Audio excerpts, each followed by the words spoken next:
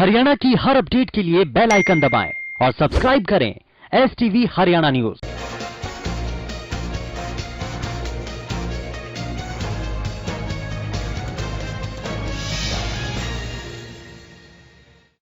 नमस्कार, आप देख रहे हैं आपका जिला आपकी खबर और मैं हूं आपके साथ शुभेंदु सिंह।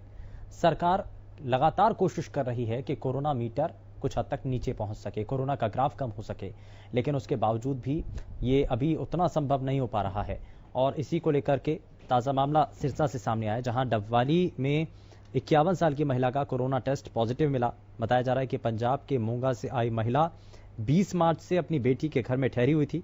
महिला के कोरोना पॉजिटिव होने के बाद स्वास्थ्य विभाग ने महिला की दोनों बेटियों के इलाके को कंटेनमेंट जोन घोषित कर दिया है। इसके साथ ही महिला के संपर्क में आए 6 लोगों के सैंपल लिए गए हैं। सिरसा नागरिक अस्पताल के CMO डॉक्टर सुरेंद्र नैन ने बताया कि महिला में कोरोना पॉजिटिव पाए जाने के बाद प्रशासन अलर्ट है और महिला के परिवार के सदस्यों को आइसोलेशन वार्ड में रखा गया।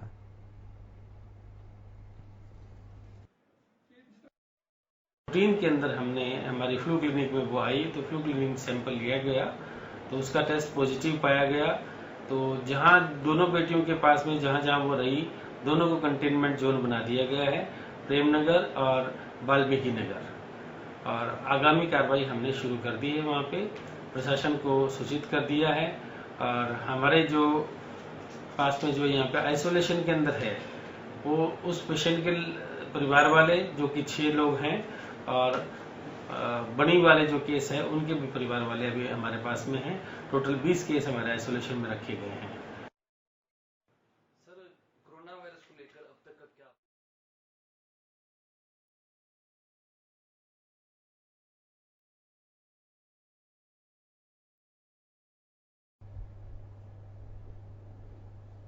वहीं कांग्रेस नेता रणदीप सिंह सुरजेवाला ने इस बार मजदूरों के बहाने सरकार पर निशाना साधा और इस दौरान उन्होंने सरकार को कटघरे में खड़ा किया। दरअसल रणदीप सिंह सुरजेवाला ने कहा है कि मोदी सरकार राष्ट्र निर्माता मजदूरों को ही उनकी परेशानी को दूर करने की अपनी जिम्मेदारी से पल्ला नहीं झाड़ सकती है। उन्होंने कहा कि केंद्र सरकार को मजदूरों की घर वापसी और उनके रोजगार को सुनिश्चित करना होगा। सुरजेवाला ने सुप्रीम कोर्ट का हवाला देते हुए कहा कि सुप्रीम कोर्ट ने मजदूरों के मामले में सरकार से जवाब मांगा है। उन्होंने कहा कि सरकार के लिए एक राष्ट्रीय योजना बनानी होगी जिससे कि मजदूरों की परेशानियों का हल निकाला जा सके।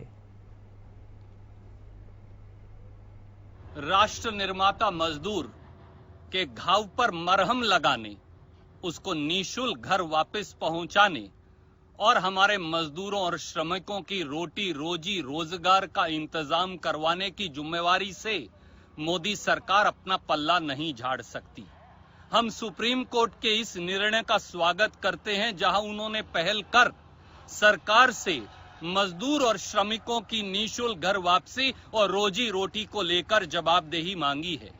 व्यक्तिगत तौर से मैंने और इसलिए इस याचिका के अंदर इंटरवीनर एप्लीकेशन दायर की है क्योंकि मोदी सरकार को अपना संवैधानिक कर्तव्य निभाना पड़ेगा। रोजगार का इंतजाम करवाने की जिम्मेवारी से मोदी सरकार अपना पल्ला नहीं झाड़ सकती।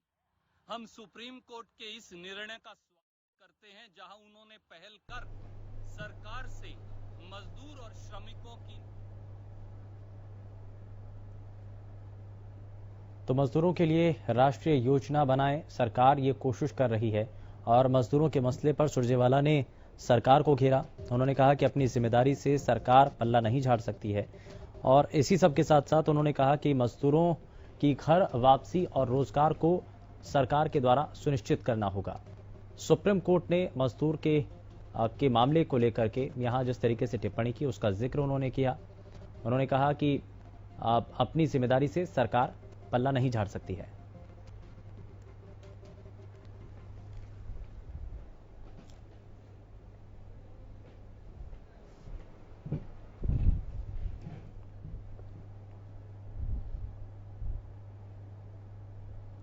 रुक कर रहे हैं इस बीच बड़ी खबर का। पलवल में कोरोना के 8 नए मामले सामने आए हैं और 8 corona positive Jawahar Nagar camp के निवासी बताए जा रहे हैं। वहीं जिले में कोरोना संक्रमितों की संख्या अब 51 तक पहुंच चुकी है। बल्लभगढ़ की सब्जी मंडी से कोरोना अब पलवल तक पहुंच चुका है, यानी कि अब ये खतरा बढ़ता चला जा रहा है। कोरोना पॉजिटिव व्यक्ति के संपर्क में ये सभी लोग आए थे। वहीं जिला civil surgeon doctor Brahmdeep Singh ने इस बारे में जानकारी दी है।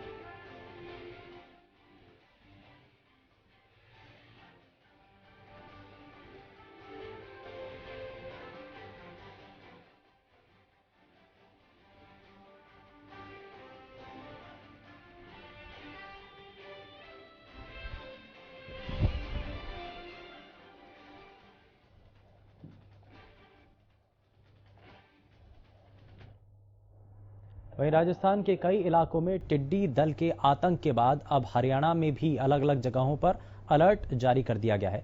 फतेहाबाद में भी इसको लेकर के अलर्ट जारी किया गया है, जिसमें जो टिड्डी दल है जिसका आतंक अब देखने को मिल रहा है, उससे बचने की क्या कोशिश होनी चाहिए, क्या कदम होने चाहिए, उसको लेकर के फतेहाबाद के ज्यादातर क्षेत्र क्योंकि राजस्थान से सटे हुए हैं और इसी को लेकर फतेहाबाद के डीसी नरहरि सिंह बांगड़ ने कृषि अधिकारियों की मीटिंग ली। इस दौरान टिड्डी दल से निपटने को लेकर योजना उनके द्वारा बनाई गई। प्रशासन की ओर से टिड्डी दल से निपटने के लिए जिले को अलर्ट मोड पर रखा गया है। डीसी ने टिड्डी दल से निपटने के लिए जिला नोडल अधिकारी की भी नियुक्ति के साथ साथ गांव स्तर पर कोरोना को लेकर जो टीमें बनाई हैं उन्हें टिड्डी दल से निपटने का भी कार्यभार दिया गया है। ये टीमें गांव स्तर पर किसानों को टिड्डी दल से निपटने के लिए जागरूक करेंगी। और इस संबंध में जानकारी देते हुए फतेहाबाद के डीसी ने बताया कि तेज आवाज की वजह से टिड्डी दल भाग जाता है, इसलिए किसानों को जागरूक किया जा रहा है।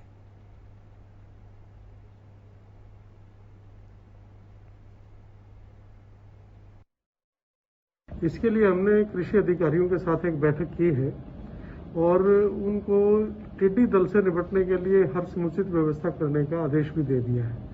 अभी तो ये राजस्थान में है और जयपुर के आसपास और गंगानगर के आसपास इसका लोकेशन बताई गई है। हम साथ के जिलों से हमारे अधिकारी इसमें इन टच है जो राजस्थान के जिले हैं और इसके लिए स्प्रे करने की ट्रैक्टर की मशीनें तथा जो उसमें दवाई स्प्रे की जाती है उसके इंतजामात के लिए भी हम लगे हुए हैं। इसमें इम्पोर्टेंट चीज है कि हमें किसानों को इसमें ज्यादा से ज्यादा अवेयर करने की बात है, क्योंकि ढोल नगाड़े और जो ऊंची आवाज से इनको भगाया जाता है। जब ऊंची आवाज होती है तो ये फिर बैठ नहीं पाती है।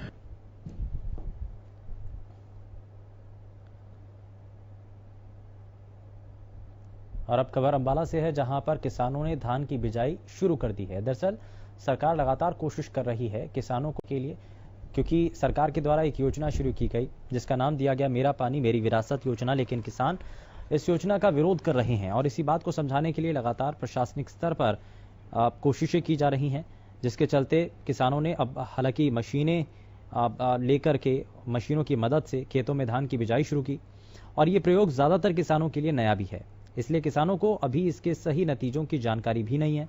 बड़े किसानों के लिए काफी सस्ती है लेकिन उन्हें खुद काम करना पड़ रहा है, वहीं छोटे किसानों को ये काफी महंगी पड़ रही है क्योंकि वो एकदम से हजारों रुपए खर्च नहीं कर सकते। वहीं किसानों ने मेरा पानी मेरी विरासत योजना के बारे में बात करते हुए बताया कि उनकी जमीन पर सिर्फ धान ही हो सकता है, अन्य फसलों के लिए जमीन उसके योग्य नहीं।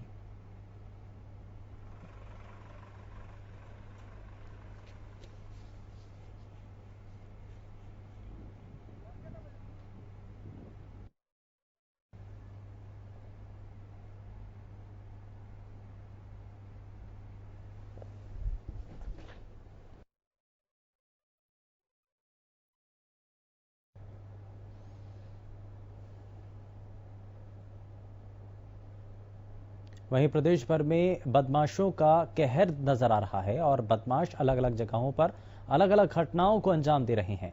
ऐसे में कई जानकारी मिल रही है प्रदेश के अलग अलग हिस्सों से, लेकिन ताजा मामला बहादुरगढ़ के दहकौरा से सामने आया, जहां बदमाशों ने सुपर सर्कल प्राइवेट लिमिटेड के डायरेक्टर का अपहरण कर लिया। बदमाशों ने 2 गुट बनाकर घटना को अंजाम दिया। सूचना पर पुलिस ने 3 टीम बनाकर बदमाशों को गिरफ्तार किया। इस दौरान पुलिस और बदमाशों के बीच मुठभेड़ भी हुई और मुठभेड़ के दौरान 3 बदमाश घायल हो गए।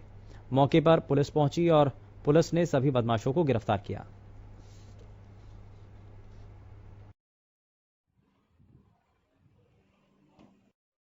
मोबाइल पे ही इनकी एक टीम बनाई गई।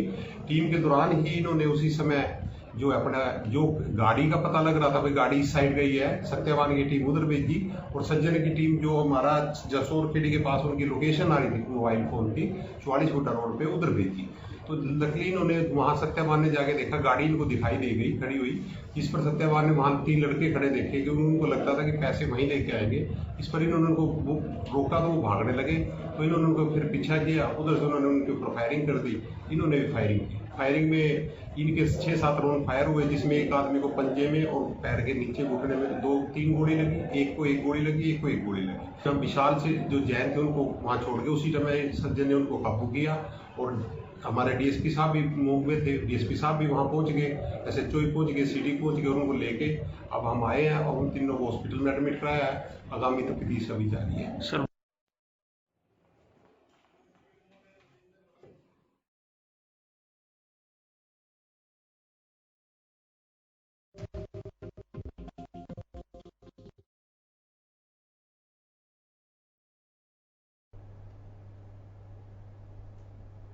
यहां रुक रहे हैं एक छोटे से ब्रेक के लिए।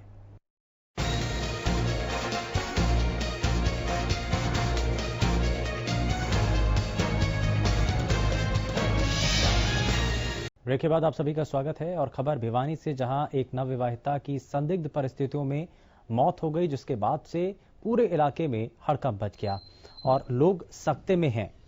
दरअसल मृतका के परिजनों ने ससुराल वालों पर दहेज के चलते हत्या का आरोप लगाया है। पुलिस ने परिजनों की शिकायत पर पति समेत 4 लोगों के खिलाफ मामला दर्ज किया। विवाहिता की 11 साल पहले शादी हुई थी। मृतका के चाचा ने बताया कि शादी के बाद से मृतका को लगातार दहेज के लिए परेशान किया जाता था।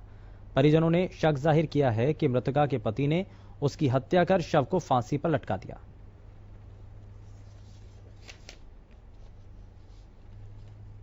ये जो हमारी लड़की के साथ है, उन्होंने पहले भी बहुत मार पिटाई करी और अब भी करते आ रहे थे और बार बार दहेज की और उसकी मतलब लड़की को परेशान कराया जा रहा था। और हमने इस दौरान भी इनका घर बसाया रहा। लड़की की कल भी बात हुई तो हम बोले चलो लेने आ जाते हैं। लड़की बोली नहीं रहने दो, हम आपस में सुलझा लेंगे। मगर भाई सुलझाने की बात नहीं है, ये कभी पैसे की मतलब दहेज की मांग करके और इसको परेशान करते रहते थे। सारा परिवार मिलकर मारपीट। पहले 6 महीने बाद भी एक बार झगड़ा हुआ था, उस बार भी उस दौरान भी इन्होंने ऐसे ही करा था। एक शादीशुदा महिला की पंखे से लटकने से उसकी हत्या हुई है। उसको लटकाया, उनके परिजनों का आरोप है कि उसकी हत्या की गई है, दहेज हत्या की गई है, जो उन्होंने लड़की के परिजनों द्वारा ससुराल जनों के खिलाफ मुकदमा दर्ज कराया है, जिसका पोस्टमार्टम बारे कार्रवाई की जा रही है।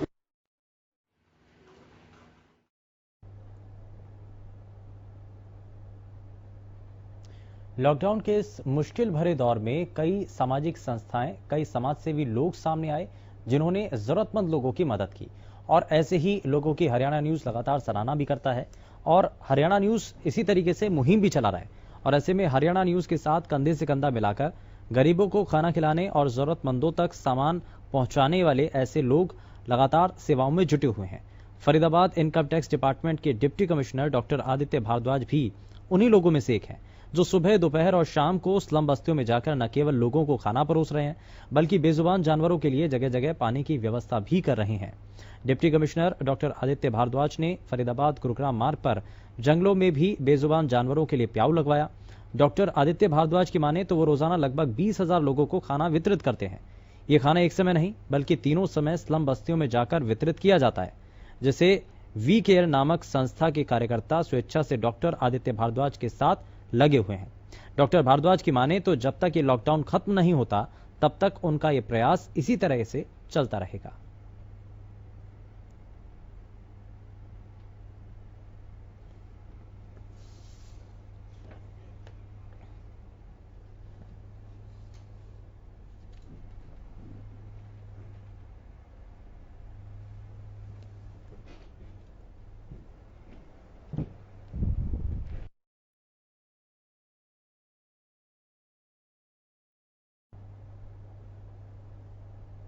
और वहीं किसानों की हर एक परेशानी को दूर करने के लिए लगातार सरकार की तरफ से कदम उठाए जाते रहे हैं, लेकिन इस बार अब रिकॉर्ड उत्पादन को लेकर के जिक्र हो रहा है, क्योंकि चौथी बार गेहूं का रिकॉर्ड उत्पादन की उम्मीद है और ये चौथी बार है जब देश में लगातार गेहूं का रिकॉर्ड उत्पादन हुआ है। कृषि मंत्रालय की ओर से जारी तीसरे अनुमान के मुताबिक अब तक 107.2 मिलियन टन गेहूं उत्पादन हुआ है, जो चौथे और अंतिम अनुमान में और बढ़ने की उम्मीद भी है। इस उपलब्धि के पीछे करनाल स्थित देश के एकमात्र गेहूं अनुसंधान संस्थान द्वारा विकसित गेहूं की उत्तम किस्मों का अहम योगदान रहा है।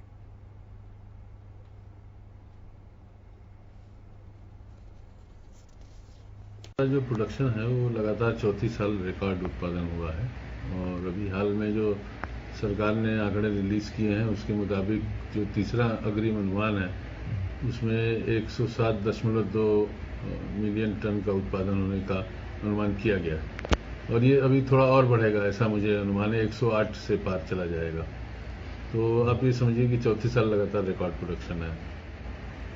सबसे बड़ी वजह तो मैं यही मानता हूँ कि जो हमारी तकनीक है, चाहे वो वैरायटी हो या अन्य तकनीकें हों, जो किसानों के पास पहुँचाने में हम सफल रहे, एक प्रमुख वजह तो वही है। और जो आज किसान किस्मों का चयन कर रहे हैं वो सब लेटेस्ट वैरायटी हैं जो अच्छा उत्पादन देने में सक्षम है, क्योंकि आप जानते ही हैं इस बार मौसम थोड़ा सा उतना बहुत अच्छा नहीं था, उस बावजूद उसके इन किस्मों ने बहुत अच्छा उत्पादन दिया। अगर फर्ज कीजिए कि मौसम सब कुछ ठीक चलता तो हम 110 से पार आराम से चले जाते हैं।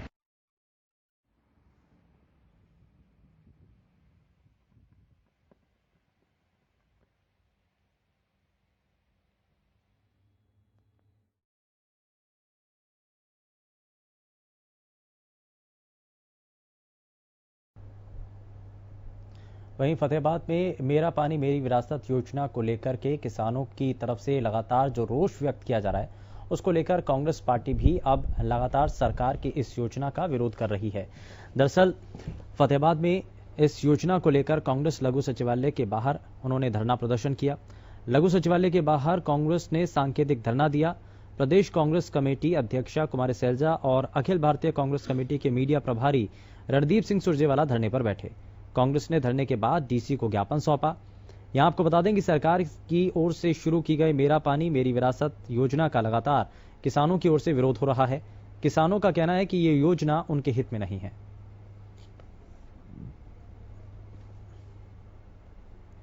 नहीं आकर बैठे हैं, ये मुद्दा राज्य सरकार ने बनाया, लोगों को प्रभावित, किसान को, गरीब को प्रभावित करता है, इसलिए हम यहाँ आए हैं। इसमें कोई राजनीति नहीं।